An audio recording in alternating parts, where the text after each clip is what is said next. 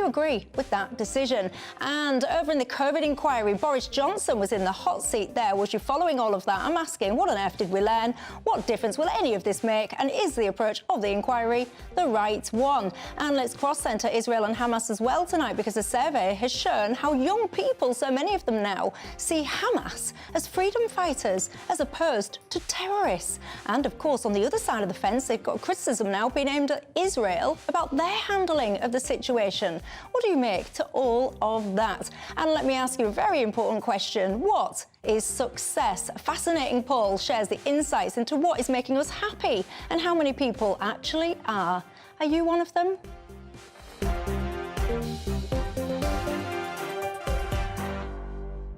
Yes, indeed. I'm Michelle Dewbs, and I'm with you till 7 o'clock tonight. I've got a corker of a panel tonight to get stuck in. The co-founder of Novara Media, Aaron Bastani, alongside me, as is the academic, author and polling expert, Matthew Goodwin. Good evening to both of you. Hi. You know the drill as well, don't you? It's not just about us three here on Dewbs & Co. It's very much about you guys at home. What is on your mind tonight? You can get in touch all the usual ways. GBviews at gbnews.com is the email, or you can tweet me at GBnews. As I said, a really busy news day today. James Cleverly is in Parliament, about to address any moment now. So let me cross live to our political editor, Christopher Hope, and he will bring us up to speed with the latest. Christopher, good evening to you. Well, now, this is quite a big moment, isn't it? Please help my viewers understand what's happening and why this is so critical. Dewbs, I know. Everyone's coming in for a long day at work. Let's recap briefly. As you know, the government has published the Rwanda Bill, the idea that builds on a treaty which should allow, the government hopes, this Rwanda plan to work, to allow the government to process arrivals on the south coast in Rwanda. That was thrown out by the Supreme Court last month, and it was announced 18 months ago and hasn't happened yet. This new legislation is meant to deal with that. But it was published about an hour ago. We've had responses so far from Suella Braverman, who earlier gave a personal statement in which she took apart the government's record on immigration and said how important it was. But she has now reacted within the last moments to this new bill, saying this bill doesn't come close to meeting her tests.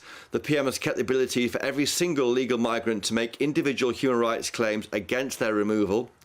She goes on, and then to appeal against those claims if they don't succeed. It is fatally flawed, Ms Braverman says. It will be bogged down in the courts for months. It won't stop the boats. Now, the whole point of this legislation is to stop the boats. So what Braverman says it won't do is a further betrayal of Tory voters, she continues, and the decent, patriotic majority who want to see this insanity brought to an end. I'm sure that Matthew Goodwin would agree with that in the studio, but I've got to finish here because we are on resignation watch at the moment. Robert Jenrick, who's the immigration minister, who was pushing for a very hard line on this, is not responding to messages. There are rumours he may have resigned. We don't know if it's true yet. We're not saying it's true. We're saying we don't know the future of Robert Jenrick. He's the immigration minister. We're watching the feed from the House of Commons right now because James Cleverly is about to stand up and present this bill. If Robert Jenrick is not next to him on the front bench, then you might well fear the worst about him. He has been somebody in the Home Office who thoroughly gets the need to tackle small boats, has been fighting hard for tough lines, maybe even to go so far as ignore the European Convention on Human Rights. If he goes, it will really be a problem for Sunak. He thought that this whole small boats policy was going to propel him forward in the polls, eat back into that 20 points lead that Labour's got. Labour's got no answer on immigration, whether net migration, that's legal migration, or illegal migration. They merely say we're going to work more closely with enforcement bodies on the continent and do maybe some more bilateral deals. Nothing more than that. The Tories have got a real chance to show to the country that they can tackle net migration and legal migration. But if the immigration minister goes, and he hasn't gone, that will hold it below the waterline. So we're watching what happens in the Commons right now. Will we see Robert Jenrick next to James Cleverly when it cleverly stands up to unveil this legislation. But a step back, earlier we heard from Suella Braverman gave a personal statement in which she said it is vital to get a grips with the issue of small boats. It's a betrayal of everyone who voted for Brexit back in 2016. So there's a lot happening. I know everyone's talking about the Boris Johnson evidence up in Paddington to the COVID inquiry, but in politics right now, there's a real battle for the soul of the Tory party. Back to you, Michelle. Fascinating update. Thank you for that, Christopher Herb. Matt Goodwin, you got a name check there from Christopher. Your thoughts?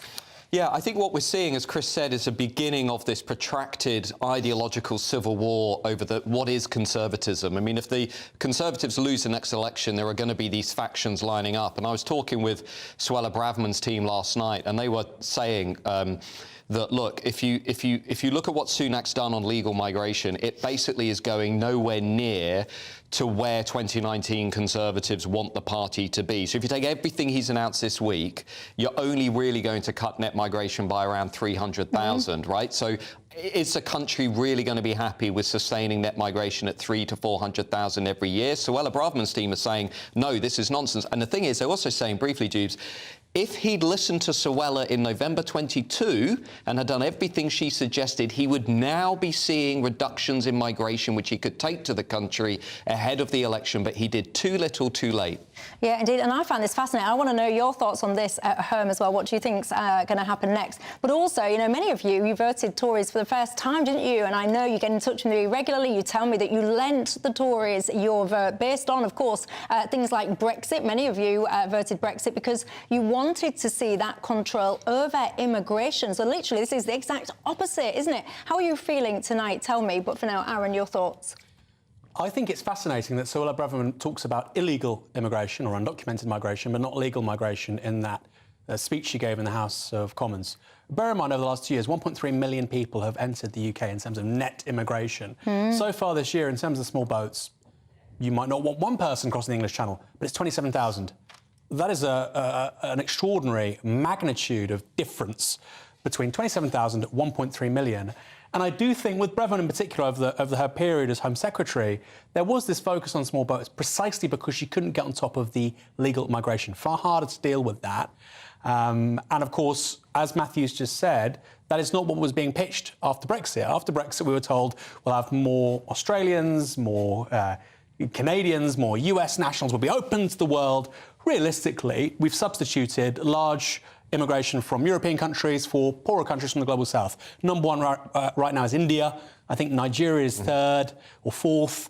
Some people won't have a problem with that, some will. But the point is, that's never really been the pitch to Conservatives to the electorate. I told you as soon as James Cleverly started speaking, I'd cross live. He's about to do so. Let's cross to Parliament. Smuggled across the Channel. 3 weeks ago, the Supreme Court handed down their judgment on this government's migration and economic development agreement with Rwanda. In that judgment, their lordships upheld the High Court and the Court of Appeal that it is lawful to relocate illegal migrants who have no right to be here to another safe country for asylum processing and resettlement. But the court upheld the judgment of the Court of Appeal, meaning that the government cannot yet lawfully remove people to Rwanda. This was due to the court's concerns that relocated individuals might be refueled, i.e. removed to a country where they could face persecution or ill treatment. We did not agree with that assessment, but of course we respect the judgment of the Supreme Court. The Supreme Court also acknowledged that their concerns were not immutable, were not an aspersion on Rwanda's intentions, and that changes may be delivered in the future which could address their concerns. Today, I can inform the House that those concerns have been conclusively answered and those changes made. As a result of intensive diplomacy by the Prime Minister, by the Foreign, Commonwealth and Development Office, by the Attorney General's Office, and of course by the Home Office, we have created a situation which addresses the concerns. Our rule of law partnership with Rwanda sets out in a legally binding international treaty the obligations both on the United Kingdom and Rwanda within international law, and sets out to this House and to the courts why Rwanda is and will remain a safe country for the purposes of asylum and resettlement. This is a partnership to which we and Rwanda are both completely committed. Rwanda is a safe and prosperous country. It is a vital partner for the UK, and our treaty puts beyond legal doubt the safety of Rwanda and ends the endless merry-go-round of legal challenges that have frustrated thus far this policy and second-guess the will of Parliament. I want to put on record my gratitude to President Kagame, Foreign Minister Baruta, and the Rwandan government for working with us at pace to do what it takes to get this deal up and running, with flights taking off as soon as possible. Rwanda will introduce strengthened end-to-end asylum system, which will include a new specialist asylum appeals tribunal to consider individual appeals against any refused claim. It will have one Rwandan and one other Commonwealth co-president and be made up of judges from a mix of nations selected by those co-presidents. We have been working with Rwanda to build capacity and to make clear to those relocated to Rwanda that they will not be sent to another third country. The treaty is binding in international law. It also enhances the role of the Independent Monitoring Committee, which will ensure adherence to obligations under the treaty and have the power to set its own priority areas for monitoring. It will be given unfettered access to complete assessments and reports and monitor the entire relocation process, including initial screening to relocation and settlement in Rwanda. And it will develop a system to enable relocated individuals and legal representatives to lodge confidential complaints directly with the committee. But given the Supreme Court's judgment, we cannot be confident that courts will respect the new treaty on its own. So today, the government has published emergency legislation to make unambiguously clear that Rwanda is a safe country and to prevent the courts from second-guessing Parliament's will. We will introduce legislation tomorrow in the form of the Safety of Rwanda Asylum and Immigration Bill to give effect to the judgment of Parliament that Rwanda is a safe country, notwithstanding UK law or any interpretation of international law. For the purpose of the bill, a safe country is defined as one to which people may be removed from the UK in compliance with all of the United Kingdom's obligations under international law that are relevant to the treatment in that country of people who are removed there.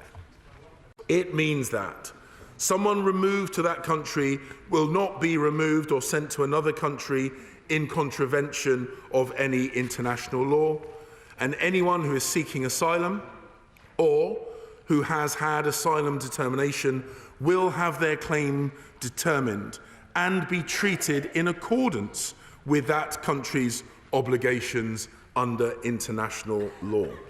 Anyone removed to Rwanda under the provisions of the treaty will not be removed from Rwanda except to the United Kingdom in a very small number of limited and extreme circumstances. The UK, and should the UK request the return of any relocated person, Rwanda will make them available. Decision makers, which both the Home Secretary and immigration officers and the courts must all treat Rwanda as a safe country. And they must do so notwithstanding all relevant UK law or any interpretation of international law, including the Human Rights Convention, the Refugee Convention, the International Convention on Civil and Political Rights 1966, the UN Convention Against Torture and Other Cruel, Inhumane or Degrading Treatment or Punishment 1984, the Council of Europe Convention on Action Against Trafficking in Human Beings done at Warsaw on the 16th of May 2005, customary international law and any other international law or convention or rule of international law whatsoever, including any order, judgment, decision or measure of the European Court of Human Rights. Where the European Court of Human Rights indicates an interim measure relating to the intended removal of someone to Rwanda under or purportedly under a provision of Immigration Acts, a Minister of the Crown alone, and not a court or tribunal, will decide whether the United Kingdom will comply with those interim measures. And to further prevent individual claims to prevent removal, the bill disapplies the relevant provisions in the Human Rights Act 1998, including sections 2, 3, 6, 7, 8 and 9. It is a bill which is lawful, it is fair, and it is necessary. Because people will only stop coming here illegally when they know that they cannot stay here and that they will be detained and quickly removed to a safe third country. Because, Mr. Deputy Speaker, it is only by breaking the cycle and delivering a deterrent that we will remove the incentive for people to be smuggled here and stop the boats. This legislation builds on the Illegal Migration Act that this House passed this summer and complements the basket of other measures that the UK government is employing to end illegal migration. The largest ever small boats deal with France, for example, tackling the supply of boats and parts, the arrest and conviction of people smugglers, and illegal working raids have all helped to drive down small boat arrivals, drive them down by more than a third this year, as the numbers are indeed rising elsewhere in Europe. Mr. Deputy Speaker, Parliament and the public alike support the Rwanda plan. Other countries have since copied our plans with Rwanda, and we know from interviews that the prospect of being relocated out of the UK has already had a deterrent effect. This will be considerably magnified when we get those flights to Rwanda. This treaty and this new bill will help to make that a reality, and I commend this statement to the House. Order. And the usual rules apply that only those who have been here for the statement should stand to ask a question of the statement. Well, there you go. That was indeed James Cleverly giving his announcement there on this new Rwanda bill. Let's cross the line back to Christopher Hope for immediate reaction from him. Christopher, now, unless my eyes deceive me, I don't think they did. I've got my spectacles on. Robert Jenrick wasn't on that front bench. No, he wasn't, and Tory MPs now do think he may be on the way. Again, I'm looking at my laptop in front of me to check I'm not missing anything. We don't know the future of him at the moment. All we can say is we don't know his future. We don't know if he's resigned or not. Of course, the PM, Rishi Sunak, is there on the front bench. It's his big idea. He wants to show voters, GBNews viewers, that he wants to match his rhetoric on small boats. He's had enough of them. Enough is enough with words, which is this Rwanda bill. The problem is that Suella Braverman has slightly held it below the waterline with that statement at 5 o'clock, friends of hers saying this will not stop the boats. Now, if added to that, Robert Jenrick resigns as immigration minister. Again, he wasn't there, and he wasn't there, crucially, next to James Cleverly when this bill was unveiled.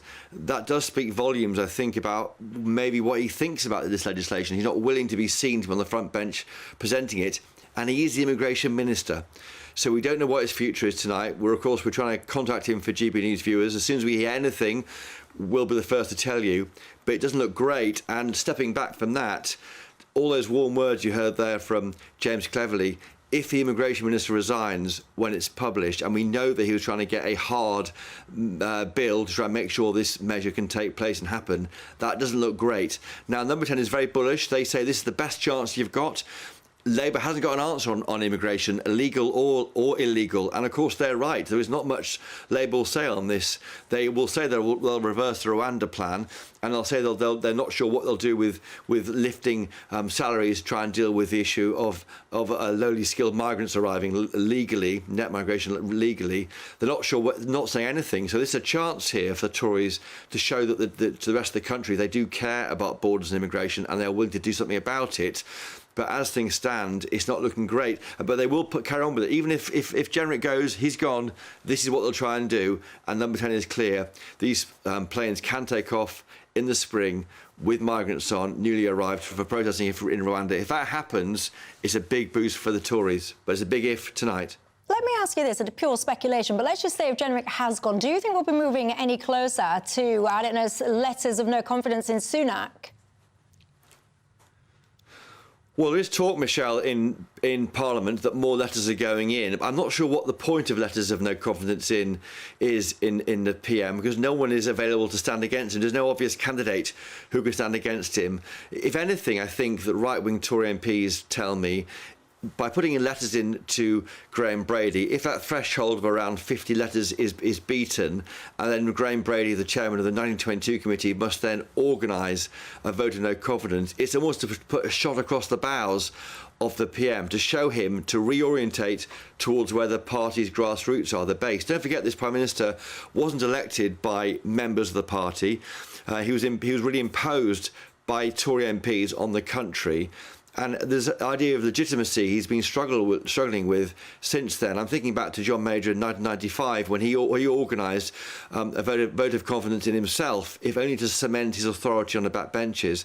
That option is open to the Prime Minister. He knows that the clock is ticking and there's no obvious candidate to stand against him. So if he goes with that, it's high risk, and it might present the country as a bickering group of MPs running the country, but it might be the best chance he's got to unite behind him and fight Labour. Christopher Hope, thank you very much for that insight. I can tell you, I know my viewers at home, when I just asked Christopher then about the letters of no confidence and Christopher said there's no obvious person to replace him, I swear I heard a lot of you shout from your sofas, Suella! I heard you. What do you make to all that then, especially the Robert Jenrick bit? Yeah, I did an event with Robert Jenrick at the Conservative Party. The Conservative Party conference recently, and I have to say, Dewbs, I was quite struck actually at how hardline he was on immigration, and he's clearly been positioning himself as the Suella 2.0. But as I said on Twitter tonight, what we're seeing here, Dewbs, is the beginning of a Tory civil war between establishment Conservatives that are basically comfortable with the status quo on immigration, on borders, on security, and national Conservatives like Suella Braverman, maybe Robert Jenrick, let's see, some of those 2019 Conservative MPs in the Red Wall who are saying, no, we want net migration down, we want borders strengthened, we want to leave things like the ECHR. And this internal clash is just beginning, and it is going to dominate 2024. I think it most certainly will. Aaron? So much to talk about. We've not even mentioned what James Cleverly was saying in the House of Commons, we did not. Which is pretty extraordinary. He seems to be saying that an Act of Parliament will supersede any challenge from the Supreme Court or the Supreme Court in a European context. So two legal levers it's looking to supersede.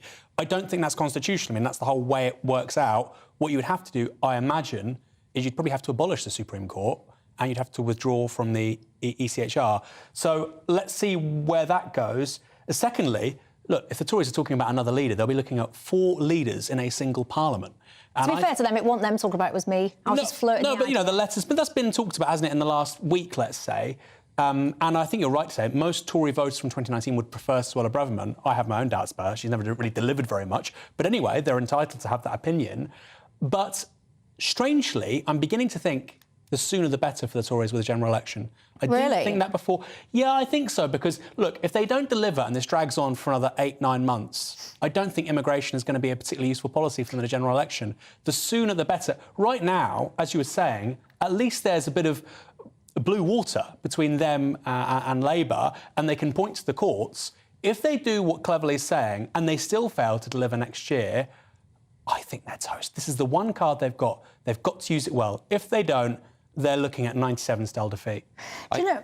Just briefly, I agree with much of that, and I think number 10 will be thinking maybe they should go early. But there's two points they would make against that. One is, if you go late in 24, let inflation keep declining. Sure. Let the inflation numbers keep coming down. And secondly, hope and pray, and I agree with you, the small boat numbers won't really fall dramatically. Net migration, legal migration will go up probably, actually, in response to the measures this week. We'll see a big rush among migrants to get in before those measures take effect. But also, they're hoping and praying the NHS waiting lists narrow between now and the next election. They begin to fall. So that will be the logic in number 10. But I agree, look, this is a party that is heading for a heavy defeat. I actually think we agree on that. Is there anything that could change that? Anything? Well, no, because this is a party that doesn't know what it is anymore, Dewbs. This is a party that doesn't really understand who's voting for it anymore. And so it is heading for defeat. The question is, what's the scale of that defeat? And number 10 people will say now the exercise is damage limitation.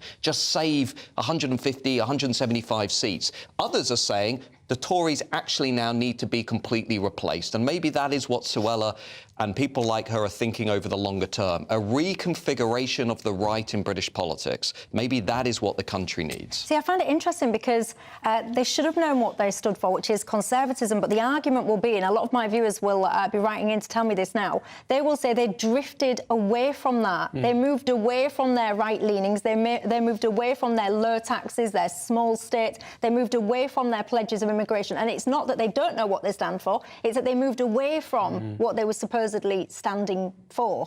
So surely, if they pulled it back, do you think, I don't know, let's just say the right gets a hold of it, they move it back, could they redeem themselves in your eyes? Well, I think the big obstacles, let's take the focus away from the Tories for one moment. The big obstacles are the ECHR, the Supreme Court, are genuine obstacles to enacting the kind of immigration policy that you're talking about here. They are genuine obstacles to that. And of course, the reality is, in this country we have parliamentary sovereignty. The government could change all of that with an act of parliament. They choose not to because it's a massive political fight they don't want to have. And in many ways, it's relitigating what we went through in 2016 with the Brexit referendum. Parliament is sovereign. Parliament represents the will of the people rather than NGOs, quangos and unelected judges. It's the exact same kind of debate. I'd also add to what you said there, Michelle, small businesses. You know, it's incredible. We've had 4 years of a Conservative government. They've done bugger all. Sweet FA for small businesses. So that historic coalition of theirs, mortgage rates too, that historic coalition of theirs is just being smashed from all sides. And it does really defy belief that so many experienced politicians are doing so little about it. Yeah, I mean, this Graham says, Michelle, please can I say to your panel, they can still sweep to victory, the Tories, if they have the good sense to spot the open goal and fully cancel net zero.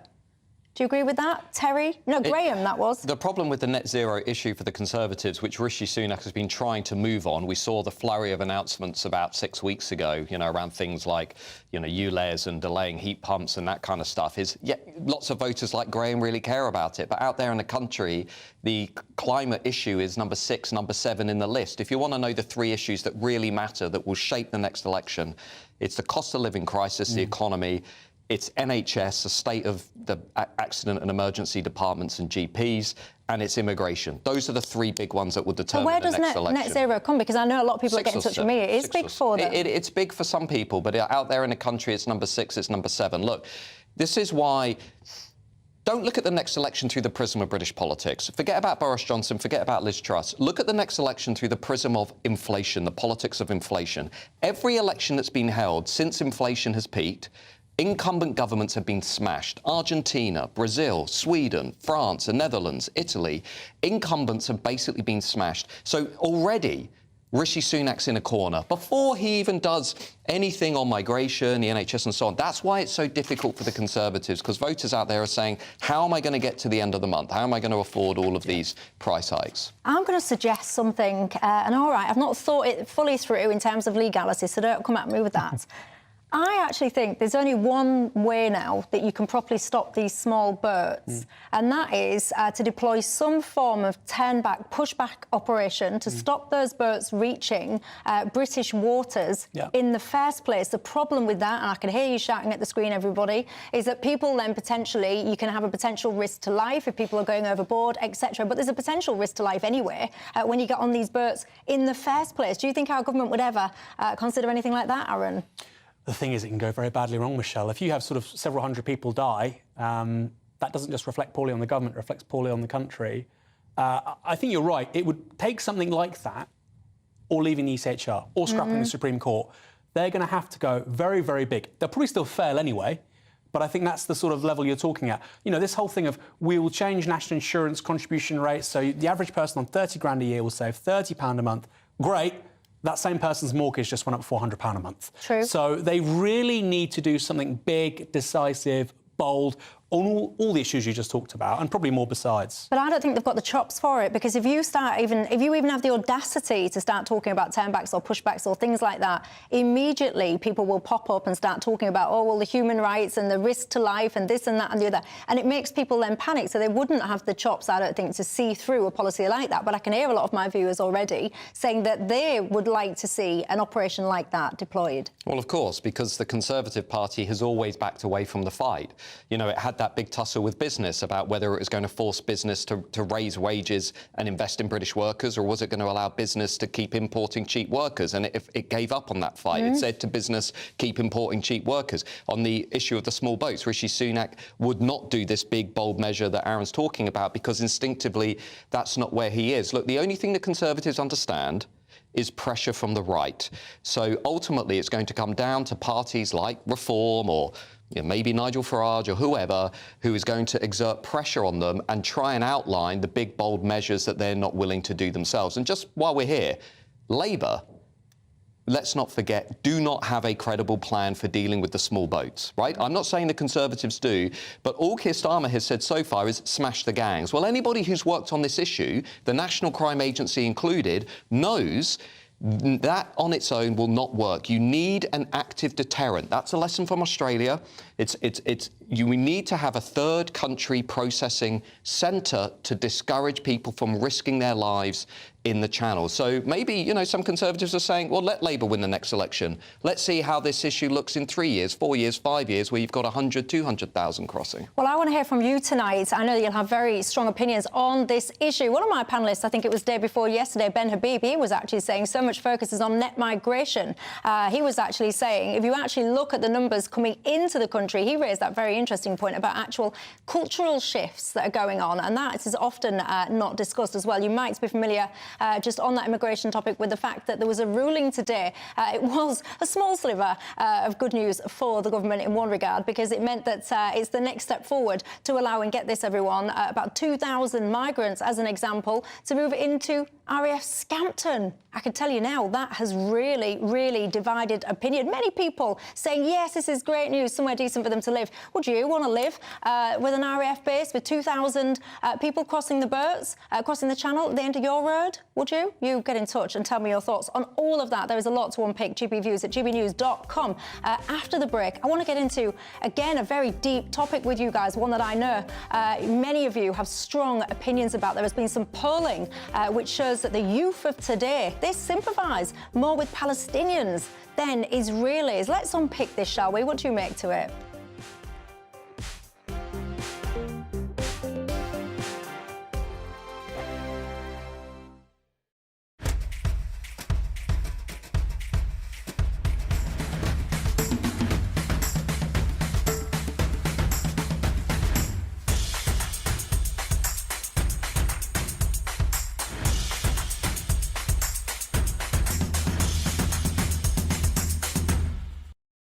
I think the most exciting bit for me is talking to people. People who I think are ignored often by the major news channels. We're going to give news they want to hear. There's a voice there that needs to be heard. I think there's a chance here for a diversity of opinion to be expressed, which you don't find elsewhere. It's really exciting. We don't hold back. We're free to say how decisions that are taken here affect us all around the country. Only on GB News, the People's Channel, Britain's news channel. There's only 3 people you can trust in life: your doctor, your lawyer, and your nana. I'm not sure. So join me, Nana Aquia, at 3 p.m. every Saturday and Sunday, where we discuss the biggest topics of the weekend. Be ready for battle. Could you be quiet? What is this? It's my new teeth. It's your new teeth. I don't bite. Well, not without a good reason. Always honest, always fun. Every weekend at 3 p.m. on GB News, the People's Channel, Britain's news channel. I'm Michelle Dewberry, and I'm not here to tell you what to think. I'd much rather hear what you have to say. So send in your opinions to gbviews@gbnews.com. Keep them clean, and you never know, I might read them out. With my panel here on Dewbs & Co, we debate, we get stuck into the issues of the day on a show where all views are welcome, especially yours. GB News, the People's Channel, Britain's news channel. Join us every night on GB News at 11 p.m. for Headliners, which is 3 top comedians going through the next day's news stories, which is exactly what you need, because when the establishment has gone crazy, you need some craziness to make sense of it. Headliners. You don't have to bother reading the newspaper. We've got it covered for you. Every night at 11 p.m. and repeated every morning at 5 a.m. We won't send you to sleep like some of the other paper review shows out there. So join us 11 p.m. every night on GB News. The People's Channel, Britain's news channel.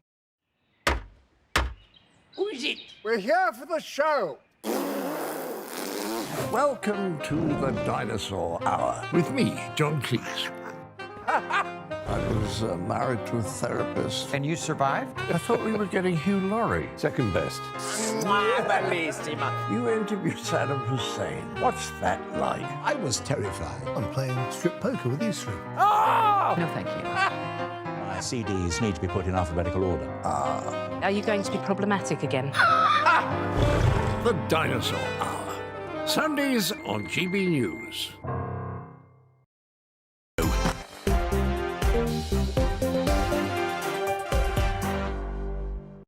Hi there, Michelle Dewberry with you till 7. Wow, what a busy news day today. The perfect panel to help unpick it, co-founder Novara Media, Aaron Bastani, academic, author and polling expert. What a title, everyone. Mark Goodwin, I'll be talking about one of his polls in just a second.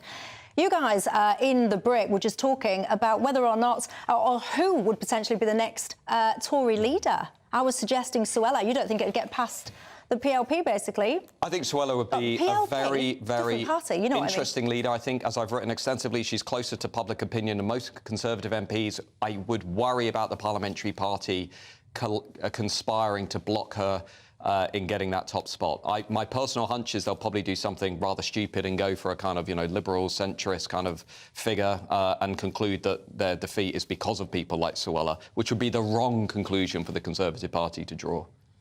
Aaron? I think if they want to go full establishment, they might get old DC, David Cameron, in the top job. We haven't had a Lord as Prime Minister for a long time, but you can do it, and he's Foreign Secretary. So. Are you trying to give my viewers a heart attack when they're trying to eat their tea? That would be disastrous for the Conservative It would Party. be disastrous, but if that's I think we agree on the logic that they're sort of adopting. More establishment, move away from Brexit, move away from the culture wars, attack the right of the party.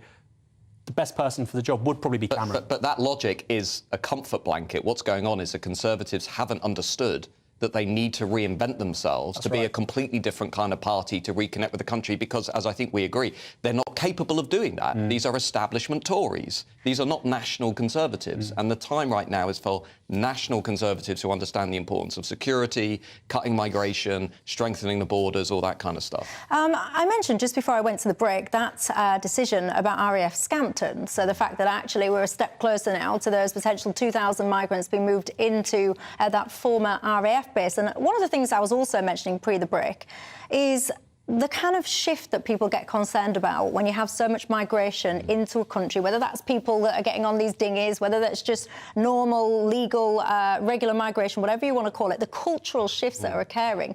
So often I hear people being called far right. So many protesters, for example, have been outside Scampton saying they don't want this base to be transformed in this way. There was a lot of development plans for this base that probably now are not going to happen. And I've heard so many times those people that don't want 2,000 migrants, far right this, far right that, that's what those people are labelled about. Do you think there's a concern about cultural changes because of immigration? Do you think it's a valid concern? There's enormous concern about both the economic and the cultural impact of immigration, and it is not far right to voice that concern. What you are seeing in the polling and the surveys, especially the ones that I look at every day, vast majorities of British people are saying they want migration reduced sharply. They want the pace of change slowed down. And what we're seeing with this new immigration policy under the Conservatives is a lot more migration from poorer countries outside of the European Union, less migration from inside the European Union. So what this is going to mean is that the the fabric of British society, the culture of Britain, is inevitably going to change very radically over the next 20, 30 years. I'll give you one stat. If you look at the Pew Research Centre, very reliable, very centrist research organisation, it says the share of Britain's population that is Muslim will increase from 6% today to about 17% by 2050. So about a threefold increase. And that is a staggering in quite a short period of time. And this is not to be alarmist, but this is what I'm trying to say here is we all want to live in a successful, cohesive, unified society. I think everyone on the left and the right would agree with that. But when you subject people to a scale and pace of change that we are doing with no plan for integration, for what it means for the National Health Service, for what it means for public services, for what it means for local communities, for British workers, that is a recipe for disaster, which is why I'm far more sceptical than many of my friends in the universities about the effects of mass migration on the country. Do you share those concerns, Aaron? Well, concerns is a big word. Look, what we're going through right now is unprecedented. 1.3 million people, net migration in the last 2 years is enormous. And the Tories have done something quite extraordinary, which is people say, look, Remainers are pro-immigration, the Brexiteers are anti-immigration. Actually, a plurality of Remain voters from 2016 think net migration is too high. So you've got people who voted Remain, more often than not, think the Tories have actually gone too far in basically, you know, what Matthew calls changing the composition of the country or whatever, over the last 2 years. So actually, it's not that black and white. We've got this culture war. The Liberals want more migration. The Conservatives want less. I think actually there's probably a consensus that net migration is too high. I have my own personal views. For instance, I would probably adopt something like a green card, a bit like the US. I think that's a good way of doing things. I think we probably need strategic immigration in certain sectors of the economy. In others, I think we need higher wages. For instance, the NHS, we need to be training far more of our own people. So it's a complex debate. What I would say is people protesting saying they don't want 2,000 people in a refugee camp down the road from them. Of course they're not far right. Some will be. I'm sure there'll be some nasty people, like you would with any group of people. There'll be some good people, some bad people, many, many more good people. But I don't think that's a far right thing to not want 2,000 people dumped on you in that way. And the reality is actually many of those people seeking asylum in this country would far rather be in major cities amongst their own communities, whether that's Afghan or Syrian or whatever. They don't want to be in some rural part of England, completely disconnected from their own communities, and frankly, put at odds with what are often very small villages, small towns, completely changing the sort of atmosphere culturally of the place. So I'm sounding like I agree too much here with Matthew, but I think the one thing that I just wanted to push back on you a little bit on is when people on the left say, I'm not sure if I'm concerned about this, one of the things that worries me about the immigration that we've got now... I'm concerned about some things, but not others. ...is a lot of it has been shown, particularly low-skilled migration from places like sub-Saharan Africa and so on, to be a net fiscal cost to the British economy. And we know now that mass migration is undermining the wages, financial security of British workers and workers across Western economies.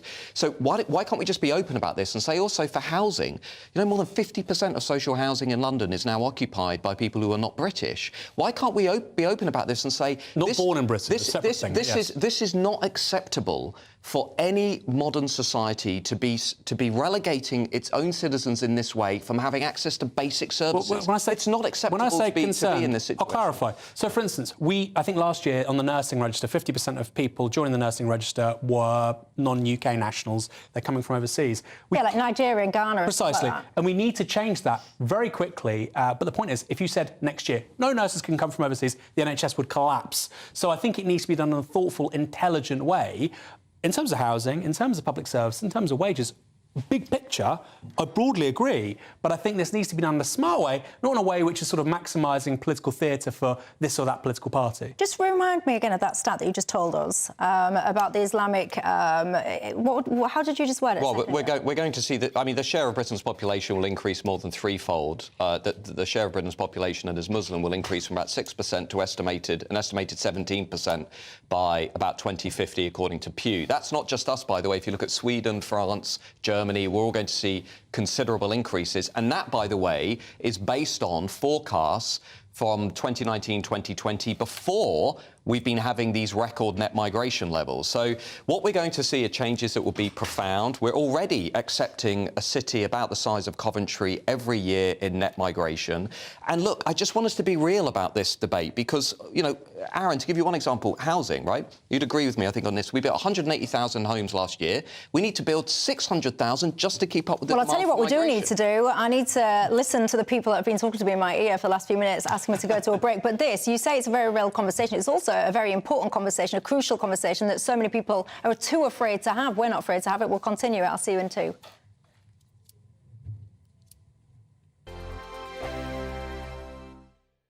Your weekend starts here with Friday Night Live with me, Mark Dolan, 8 till 9 on GB News. Big stories, big guests and big laughs as we get you ready for a cracking weekend.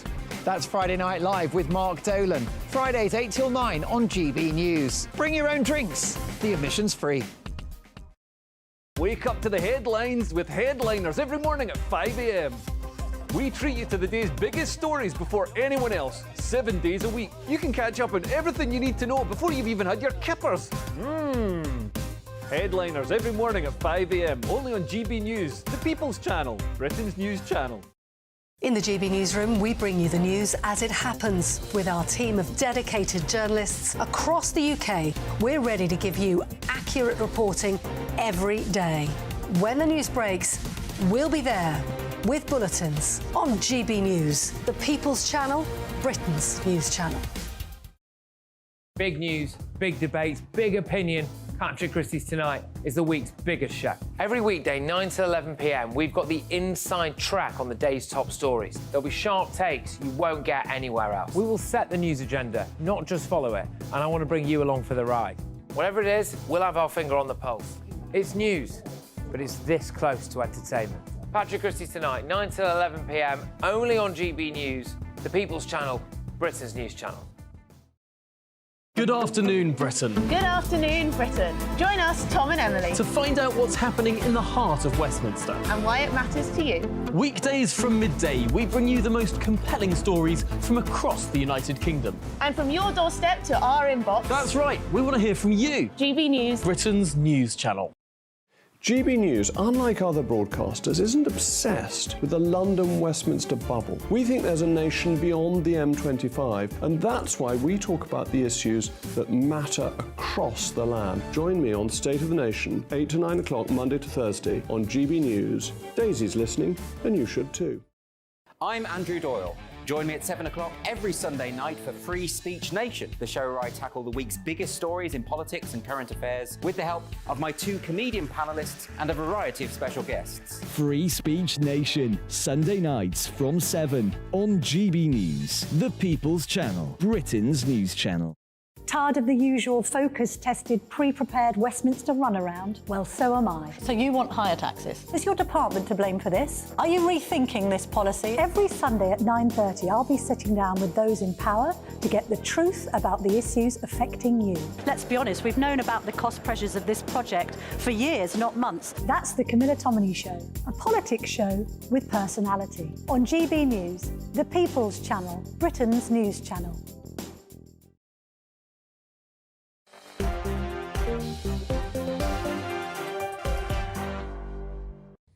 Hello there, I am Michelle Dewbs. I'm with you until 7 o'clock. It's flying by today.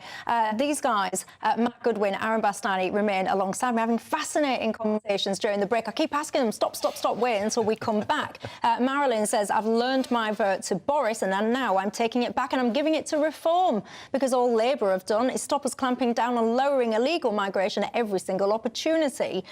Rich says, please, can you ask your viewers, your panellists, and I'll ask them this in a second, what is the number of immigrants they think should be allowed into the country, say, over the next 10 years? I'll ask them that in a second. Steve says, I feel betrayed and ignored. If this is the best that the current crop of Conservative hierarchy can do, then Lord help us. He said they couldn't run a fish and chip shop efficiently, let alone a country. Those who come on with net migration have applied to come back, have been given permission. They have come here predominantly to get work, and they should be given permission to work. Over to you. Back to this conversation that we're just having about cultural change. Yeah.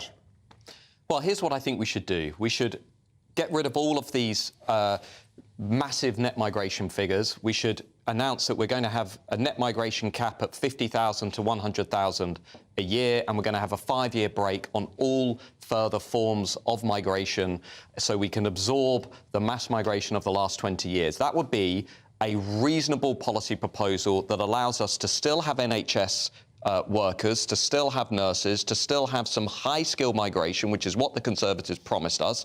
It would allow us to remove the fiscal low-skill migration, which is a fiscal drain on the economy, and it would also allow us, crucially, to focus on integrating and absorbing the enormous amounts of migration over the last 20 years. Now, I've polled this, Dewbs, and this is a very popular policy. About 55 to 60% of the country say, yep, give us a 5-year break on migration. We're a tolerant country, we're a welcoming country, we've taken our fair share of refugees, we'll continue to do that in proportion to other countries, but let's have a 5-year break and let's bring that net migration figure below 100,000. Is that the solution? No, I don't think so. I think we're an ageing society, and we also have the problem of people leaving. So with nurses, teachers going to countries like Australia and the United States, long term, we don't disagree. Right? We need to train our own people up, and we need to really have a high-skill, high-productivity economy for people in this country, but that's not going to happen overnight. So my worry is, for instance, you would have basically a crisis in the care system, in the private care system, if you did something like that. I don't think we should have low-paid immigrant workers running the care system. That's what we've got. But to go from A to B, it's going to take a while, and you need to be pragmatic.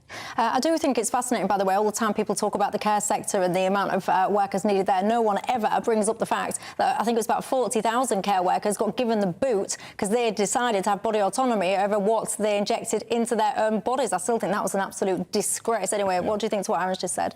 Yeah, I mean, I don't find it convincing. I mean, I think, you know, on the one hand, we went from net migration levels of around 50,000 to about 200,000 in a number of years under Tony Blair and New Labour. We just suddenly flipped into this model of mass migration. The problem, Dewbs, is we now have big business, government, and let's say an alliance of kind of liberal elites in the cities who are basically now addicted to importing cheap labour, which undercuts British workers, which only serves to keep profits high and consumption high to feed a broken political economy. That's what we've got in this country. What we need is a completely different way of running our economy and our housing and our public services. And until somebody actually stands up and says, we need to break this zeitgeist, we need to break this status quo, we need a radical alternative, and instead of kicking the can down the grass, say, look, we need to do this now, we need to train up our own kids to work in the NHS. And, you know, why are people leaving to go to Australia and New Zealand? Because they can't get a house, because the public services here don't really work, because the quality of life is deteriorating. We all know it, we all see it, we're all out there every day. We know this country is not what it was 10 years ago and 20 years ago. We can all see it.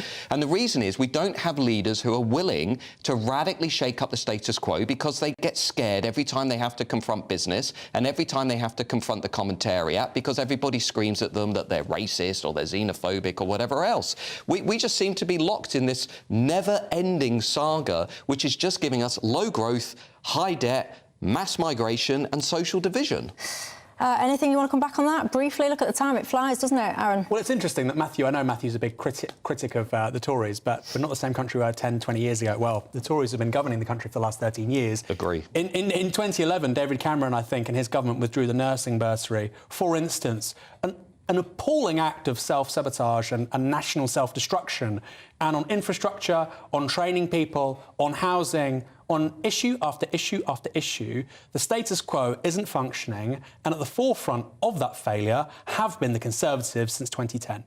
Yeah, and I can tell you now, lots of people, I mean, Susan has said, Cameron, no, that was your suggestion. Wasn't mine. I don't want it. Whether or not Cameron should perhaps be the next leader of the Tories. There's a lot of support, it won't surprise you, for Suella Braverman perhaps throwing her hat in the ring should that situation happen. Lots of you are asking as well about Robert Jenrick, has he resigned then or what? There is no development on that story yet. We'll be right across that in the next show, don't you worry, so you will hear that first. David is saying, why are none of you talking talking about the detrimental impact when it comes to this decision about Scampton. He is quite rightly pointing out there was £300 million that was earmarked for the development of that Scampton base. That would have led to over 1,000 jobs as well. And I can tell you now, I know that local community very well, that would have been very, very welcome. Well, will the local council challenge that decision? We shall see. But look, I've really enjoyed this programme. I've enjoyed your company at home. Gents, I've enjoyed your contribution. Do not go anywhere, everybody, because coming up next, you know where Nigel is, don't you? So that means you've got the one and only Richard Tice up next. Night. A brighter outlook with Box Solar, sponsors of weather on GB News. Hi there, it's Aidan McKibben here from the Met Office with the GB News forecast. It's been a cold, but for many, bright day. However, big changes take place overnight as increasingly wet and windy weather arrives from the west. Atlantic areas of low pressure are moving in from the west, bringing weather fronts, bringing strengthening winds, bringing increasingly wet, but also in places milder conditions. Now, we start off with an early frost in the east, but as the cloud increases overnight, temperatures will actually rise through the night and we'll see that rain spread in. As that rain bumps into the colder air, there'll be some hill snow over northern England. Parts of Scotland as well could affect some higher routes first thing Thursday, but quite quickly through the day, having seen some icy patches and some snow over the hills, we'll see the mild air sweep in across the UK, turning the rain to rain at all levels. And actually, it is going to be a soggy day for most of us, with that rain heaviest in the west, strengthening winds, risk of gales for western Scotland. And it's not going to feel very pleasant, with temperatures of 5 to 7 Celsius in the east, although double figures further west as that milder air takes a hold.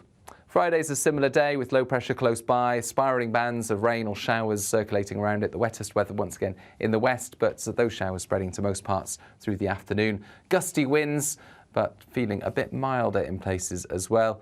The weekend brings further spells of rain and showers, also some drier interludes at times. Looks like things are heating up. Boxed boilers, sponsors of weather on GB News.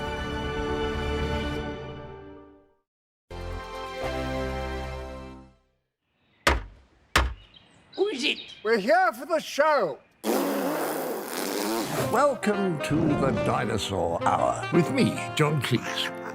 I was married to a therapist. And you survived? I thought we were getting Hugh Laurie. Second best. You interviewed Saddam Hussein. What's that like? I was terrified. I'm playing strip poker with you three. Oh! No, thank you. My CDs need to be put in alphabetical order. Are you going to be problematic again? The Dinosaur Hour. Sundays on GB News. Good afternoon, Britain. Good afternoon, Britain. Join us, Tom and Emily, To find out what's happening in the heart of Westminster. and why it matters to you. Weekdays from midday, we bring you the most compelling stories from across the United Kingdom. And from your doorstep to our inbox, That's right, we want to hear from you, GB News. Britain's news channel. I think the most exciting bit for me is talking to people. People who I think are ignored often by the major news channels. We're going to give news they want to hear. There's a voice there that needs to be heard. I think there's a chance here for a diversity of opinion to be expressed, which you don't find elsewhere. It's really exciting. We don't hold back. We're free to say how decisions that are taken here affect us all around the country. Only on GB News, the People's Channel, Britain's news channel.